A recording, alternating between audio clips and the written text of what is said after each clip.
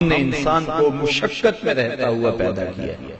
انسان کی زندگی کا مقصد یہ نہیں ہے کہ وہ آسائشیں اور سہولتیں ہی تلاش کرتا رہے، کہ اس کے لیے زندگی میں کوئی کٹھن مرحلہ نہ ہو۔ یہ ایک مرد اور ایک انسان جو اپنی انسانیت کے جوہر سے آگاہ ہے، یہ اس کا مطالبہ نہیں ہوتا، بلکہ وہ تو کہتا ہے کیا میں نے اس خاکدان سے کنارہ، جہاں رزق کا نام ہے آب و دانہ، پلٹنا جھپٹنا جھپٹ کر پلٹنا، لہو گرم رکھنے کا ہے ایک بہانہ، پرندوں کی دنیا کا درویش ہوں میں کہ شاہی بناتا نہیں آشیانہ۔ یعنی انسان مشقتوں میں رہتا ہوا پیدا کیا گیا، بالکل آسان زندگی، سہل زندگی، کوئی تکلیف نہ پہنچے، مخمل کے فرش پہ بھی چلے تو پاؤں میں موچ آ جائے، کیلا کھانے سے بھی جو ہے وہ دانت ہلتے چلے جائیں، یہ ایک مرد کی پہچان نہیں ہے۔ انسان کو اللہ نے مشقتوں اور دکھوں کے اندر رہتا ہوا پیدا کیا ہے تاکہ وہ حالات کا مقابلہ کرے۔ ہے شباب اپنے لہو کی آگ میں جلنے کا نام۔ اقبال نے کہا تھا کہ جوانی کیا ہے؟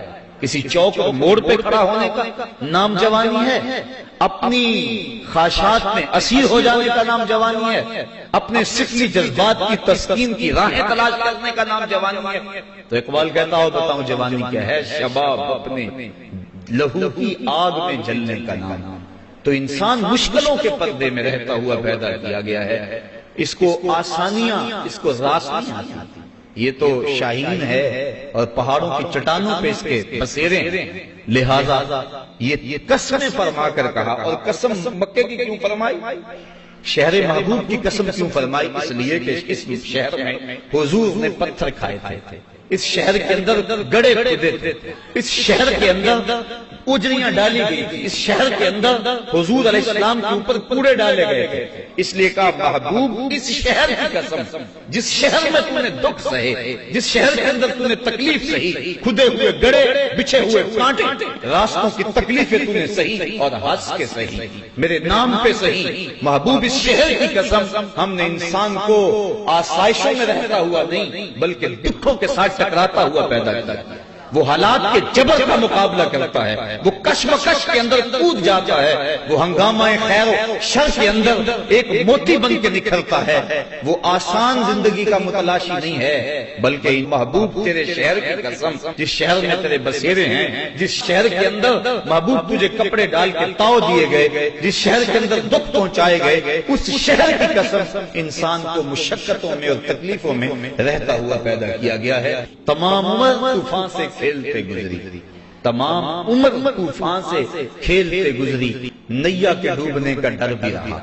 یہ ہے زندگی ایک مومن، یہ نہیں ہے کہ وہ ہر وقت پھولوں کی سیج پہ لیٹا رہے۔ مجھے ایک واقعہ یاد آیا، تو ایک بادشاہ تھا نا، وہ پھولوں کی سیج پہ لیٹا کرتا تھا، لونڈی اس کے لیے روزانہ سیج بچھایا کرتی تھی، بوڑھی ہو گئی۔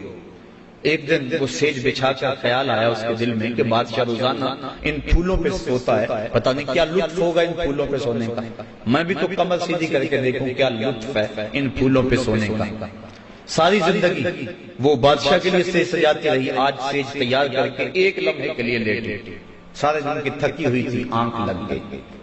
بادشاہ جب اپنے کمرے میں داخل ہوا، دیکھا کہ اس کی سیج پہ ایک لونڈی لیٹی ہوئی، اس نے فوراً تالی بجائی، خدام حاضر ہو گئے، کہا اس کو پکڑو اور الٹا لٹکا دو اور اتنا مارو کہ اس کی جان نکل جائے، تاکہ باقیوں کو عبرت ہو جائے کہ بادشاہوں کی سیج کتنی مقدس ہوتی ہے۔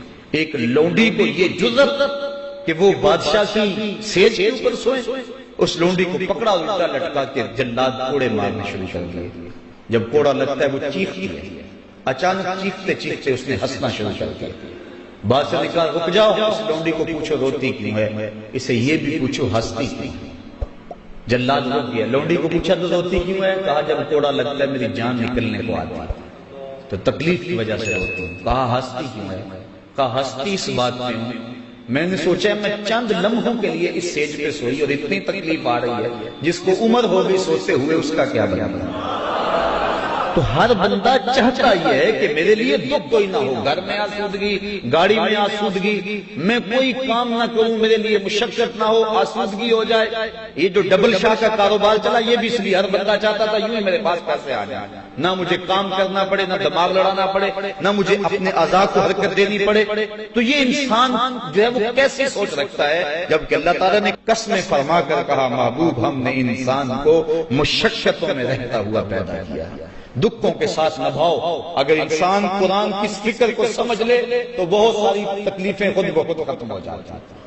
غربت، دکھ، بیماری، انسان لڑتا تو رہتا ہے لیکن شاکی رہتا ہے، یہ میرے لیے یہ میرے لیے یہ، اور اس لیے انسان ایک تو تکلیف آ گئی، دوسرا جو ہے اس کو ایک اذیت بن گئی کہ یہ میرے لیے کیوں ہے۔ تو اگر وہ قرآن کے اس مزاج کو سمجھے کہ یہ تو مرد کے ساتھ ہوتا رہے گا، یہ کشمکش تو اس کے ساتھ جاری رہے گی، حالات کا ٹکراؤ تو اس کے ساتھ رہے گا، اس کو تو ان دکھوں سے گزرنا ہوگا، اس بھٹی کے اندر اپنے آپ کو ڈالنا ہوگا، تو اس کو تکلیف آئے گی لیکن پریشانی اس کی وہ نہیں ہوگی۔ واصف علی واصف نے کہا تھا کہ اپنی مرضی اور اللہ کی مرضی میں فرق کا نام غم ہے۔ جب بندہ اپنی مرضی اور اللہ کی مرضی میں فرق کر دے تو اسے غم کہتے ہیں، اور جب بندہ کہتا ہے یہ سونا میرے دکھ میں چلا تے میں سکھ نو چلے ڈاواں، پھر وہ جلتی ہوئی چکھا کے اندر بھی مسکراتا ہوا چلا لگا۔ جبریل پوچھتے بھی ہیں کہ اب تو کہہ لو نا کہ مجھے اس دکھ سے بچا لیا جائے، اللہ کا نام لیوا، توحید کا پرستار دنیا پہ ایک ہے اور وہ بھی آگ میں کود رہا ہے۔ تو جواباً خلیل علیہ السلام کہتے ہیں جبریل بتاؤ نا ان کافروں کے دل میں کس نے ڈالا کہ مجھے آگ میں جلایا جائے، اس کی مشیت کے بغیر ہو گیا یہ؟ کہا رب جلیل نے، کہا اگر جلیل کی یہ مرضی ہے تو پھر خلیل کی بھی یہ بھی ہے۔ تو پھر انسان کے لیے دکھ نہیں رہتا، بلکہ اس دکھ کے اندر سے بھی انسان لذت کشش کر لیتا ہے۔ تو کہا انسان کو ہم نے مشقتوں میں رہتا ہوا پیدا کیا ہے، دکھ اس کا گھیرا کریں گے، بیماری اس کا گھیراؤ کریں گی، غربت پسماندگی اس کو تکلیف دے گی، لیکن یہ حالات کا جبر کا مقابلہ کرتے ہوئے آگے بڑھتا چلا جائے۔ لیکن انسان کی ایک اور فکر، اَيَحْسَبُ أَن لَّن يَقْدِرَ عَلَيْهِ أَحَدٌ، جب پھر اس کے پاس دولت آ جائے، اس کے پاس اقتدار آ جائے تو یہ کیا کہتا ہے؟ اَيَحْسَبُ، یہ گمان کرتا ہے، أَن لَّن يَقْدِرَ عَلَيْهِ أَحَدٌ، اس پر کسی کی طاقت نہیں۔ یہ تو اتنی دولت ہے، اتنا اس کے پاس سرمایہ ہے، گن مین اس کے پاس دائیں بائیں آگے پیچھے چوکس رہتے ہیں، اس کا کوئی کیا بگاڑ سکتا ہے؟ عدالتیں یہ خرید لے، کچہریاں یہ خرید لے، تھانے یہ خرید لے، کوئی اس کا بگاڑ سکتا ہے؟ اتنی کثرت، اتنی دولت، ہر شے دولت سے خریدی جا سکتی ہے، تو یہ گمان کر لیتا ہے اس پر کسی کی طاقت نہیں چلتی۔ یقولو، پھر ایک اور بات کہتا ہے، اہلکت مالا لبدا، کہ میں نے دیکھو اتنا مال خرچ کر دیا، یعنی اپنے اس مال کی نمائش کرنے بیٹھ جاتا ہے، بہانے شادی کرے گا تو فضول خرچیوں پہ اتنے اڑا دے گا تاکہ لوگوں کو پتا چلے کہ حد ہوگی، سیٹھ صاحب نے کمال کر دی۔ لوگوں کو بتاتا پھرتا ہے کہ میں تو جناب یہ جو کوٹھی کا گیٹ ہے نا یہی 5 لاکھ کا بنا ہے، وہ بہانے یقولو کہتا ہے اہلکت، تو میں نے ہلاک کر دیا، اڑا دیا، مالا لبدا، ڈھیروں مال، میں تو مریض سیر کرنے گیا تھا تو 5 لاکھ کا خرچہ آ گیا۔ وہ تو بیمار ہو جائے تو بعد میں لوگوں کو بتاتا پھرتا ہے کہ میں فلاں ہاسپٹل میں گیا تھا، وہ بڑا مہنگا ہاسپٹل ہے، میں نے اتنے پیسے وہاں لگا دیے۔ یہ بہانے سے لوگوں کو اپنے مال کے مسئلہ بیان کرتا رہتا ہے۔ یقولو کہتا ہے اہلکت، میں نے ہلاک کر دیا، مالا لبدا، بہت سارا مال۔ ایحسب ان لم یرہ احد، کیا یہ گمان کرتا ہے کہ اس کو کسی نے دیکھا نہیں؟ جو یہ کر رہا ہے، جو دادے عیش دے رہا ہے، جس پہ مال اڑا رہا ہے، جہاں خرچ کر رہا ہے، جہاں فضول خرچے اللہ تللوں میں اڑا رہا ہے، یا یہ سمجھتا ہے کوئی آنکھ اس کی نگرانی نہیں کر رہی، کوئی نہیں اسے دیکھ رہا؟ آگے فرمایا الم نجعل لہ عینین، اس کی اپنی آنکھیں نہیں تھی کیا ہم نے اس کو 2 آنکھیں نہیں دی تھی؟ وَلِسَانًا وَشَفَتَيْن، ایک زبان اور 2 ہونٹ نہیں دیے تھے؟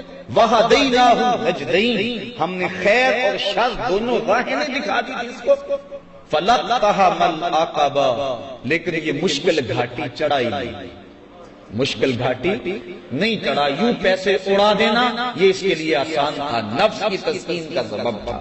مری جا کے 5 لاکھ خرچ کرانا یہ تسکین کا سبب تھا اس کے لیے، اس کا نفس خوش ہوتا تھا۔ یہ فضول خرچیوں کے اندر اعلیٰ عہدیداروں کی دعوت کر کے اور ڈھینگے مارتا ہے کہ اتنے اتنے لوگوں سے میرے تعلق ہیں، اور لاکھوں روپے خرچ کر دیے دعوت میں، اس پر اس کے نفس کو تسکین ہوتی تھی۔ لیکن کہا جو مشکل گھاٹی ہے اس میں نفس کو تسکین نہیں، روح کے قرار کا سبب ہے، لیکن یہ اس گھاٹی پہ نہیں چڑھا۔ وہ کیا گھاٹی ہے، مشکل گھاٹی کیا ہے؟ قرآن نے بیان کی، آگے فرمایا وَمَا أَدْرَاكَ مَا الْعَقَبَةُ، تجھے کیا پتا کہ وہ مشکل گھاٹی کیا ہے؟